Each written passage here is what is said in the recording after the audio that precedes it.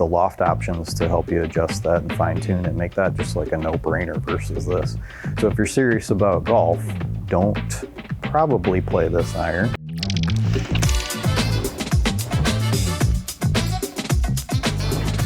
Paul, I have the club everyone should be playing. No, I have the club everyone should be playing. Yeah, we had that mixed up. 4-iron blueprint. These are rough. Anybody who's trying to play even a 3 or a 4-iron these days, I think, is likely starting in the wrong place. It's not that it doesn't fit everybody, but let's talk about the differences between these two. And you have the crossover. Yeah, so, I mean, 4-irons are hard to hit, right? Whether you're a tour player or a beginner golfer, that one you've got in your hands, it takes some speed to get that up in the air, right? Mm-hmm. If you want to get it above head height, you really need some speed. The whole point of the crossover is it performs like an iron, it's got a flat face like an iron, it looks like an iron, but it's so much easier to get the ball up in the air. And for most golfers, that's a good thing. So it's a 4-iron, that's about all it has in common with the blueprint. You know, when you hit some on the range, you'll see it gets up in the air so much easier.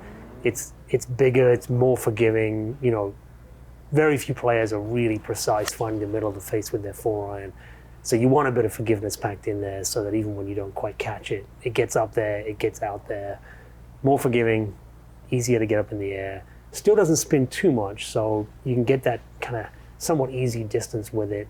And it's got that familiar look of an iron, but with just 21st century technology packed in there. Yeah, the long irons in particular, these just hitting them high, spinning them a lot, being precise with the distance. You've got to be just a rock star player for that. That's why we don't really recommend these for anyone.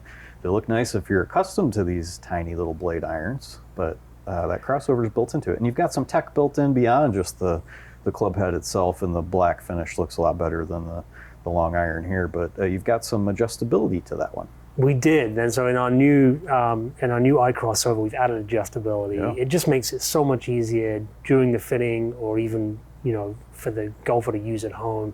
You can dial in loft and lie, so just tweak it a little bit, get the ball flight you're looking for. It's there in your hands rather than having to have us do that for you. Yeah, so what are you able to adjust on that? We can adjust loft and lie. It's basically the same kind of adapter as our driver, not exactly the same geometry, but we can go 1.5 degrees either way on loft and then 3 degrees on lie. That's super convenient for club fitting in particular. So I think a lot of people know they should get fit for irons or your driver, but both ends of the bag, whether it's wedges or just the long game itself, you don't necessarily need like an individual fitting for that, although that would be the perfect way to do it. But when you're buying a set of clubs, you should not only be testing just the 7-iron, but when you get a little higher up in the bag, having a crossover to hit just to try it out and see if that's a good fairway wood or long iron replacement is a super interesting way to end a fitting. I think so, and a key thing here is just understanding what's the distance you need this to go, what's the gap you're trying to fill, and then tweak it and work through with the fitting to hit your numbers so you've got functional gaps in the bag. Yeah, so I think these are awesome. Anything new in that shaft? This is the kind of latest update to our tour shaft. We put a lot of work into our shafts. They're all designed in-house. We do a ton of testing, just like we do with the heads. And the tour shaft it's a little stiffer. It's got a little more stable ball flight. The Alto is the one for really helping get the ball up in the air. So you've got two different options. And again, it comes down to fitting. Which one do you deliver better? Do you get the ball flight you want? Do you find the middle of the face with?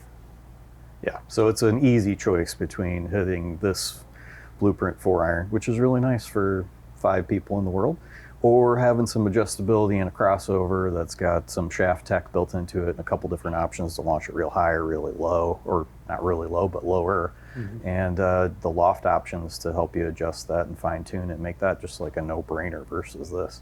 So if you're serious about golf, don't probably play this iron. At least try a crossover, because that tech's going to help you regardless of who you are as a player, and everybody should go in for a club fitting anyway, unless you disagree with me.